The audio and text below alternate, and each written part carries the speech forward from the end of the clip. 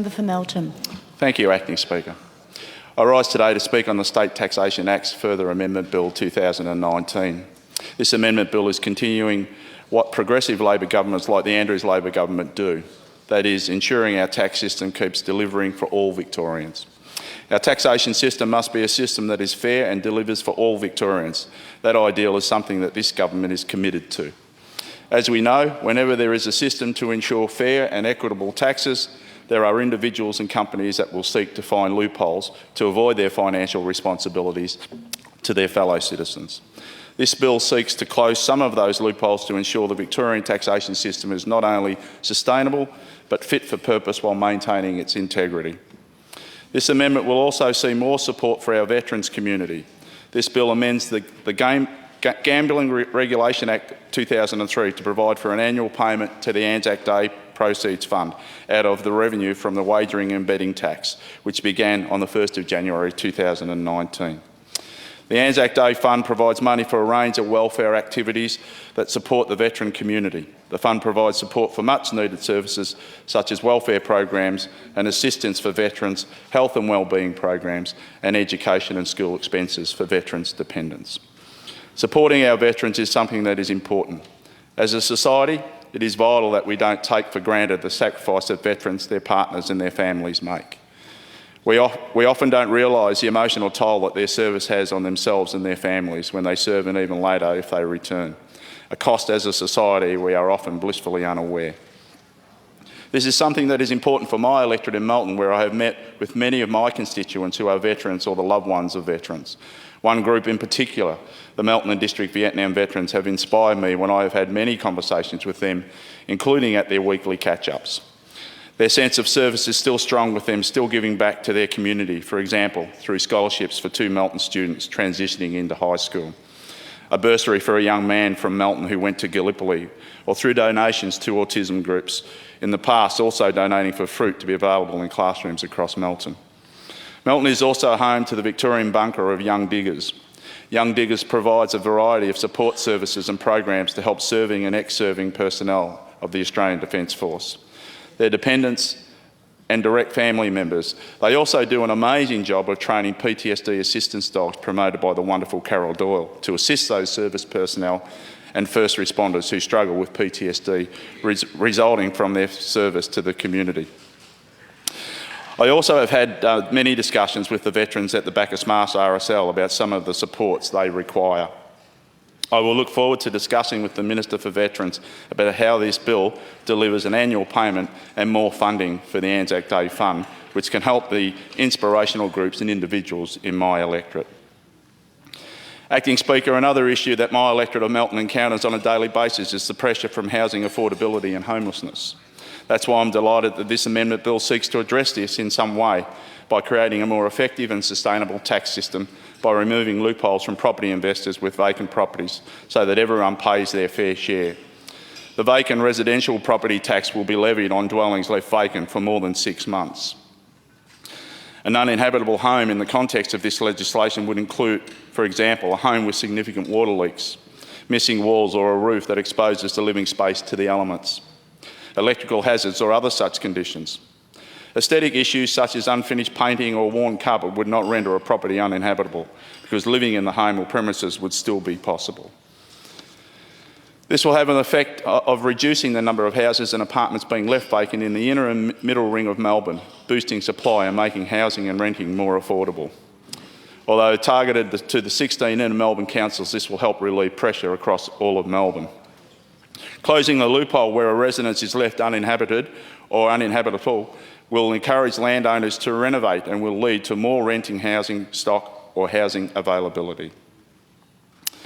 There's a couple of points I wanted to address from the lead speaker of the opposition, the member for Ripon, who raised concerns about the insurance duties changes. And the reality is that taxpayers have already been paying this duty. And we are simply just providing the certainty that those opposite failed to do when they bungled legislative changes in 2014. Also, the member for Ripon raised issues about the changes that have been hidden away in this omnibus bill. Who would have thought that tax changes would have been in a tax bill? And the changes are so hidden that they are clearly written in the bill and referred to in the Treasurer's second reading speech. Just got to read it. Not only is the member for Ripon wrong, she's being hypocritical. No one will be surprised to hear that despite the member for Ripon's crocodile tears, those opposite did exactly the same thing when they were last in government several times. And there's an example of that in 2014. An omnibus tax bill included changes to the Land Tax Act with effect back to 2007. The circumstances were very similar to the current changes, confirming Parliament's clear policy intent and long-standing existing practice. This amendment bill also seeks to make stricter requirements for land in an urban zone in Greater Melbourne. This change will help prevent developers who are land banking from accessing a land tax exemption. The strict conditions this imposes effectively limits the land tax exemption to genuine farmers conducting a business on their land, which meets strict requirements for this land type. This has been a key issue in my electorate as genuine farmers are put under significant pressure from land developers and with the large amount of land banking that occurs. This amendment confirms also the legislative basis for charging duty on an insured person who obtains insurance from an overseas provider. It does this by changing the definition of insurer to ensure duty applies whether the insurer is based in Australia or not. If this amendment isn't passed, it will also put Australian insurers at a competitive disadvantage to overseas insurers.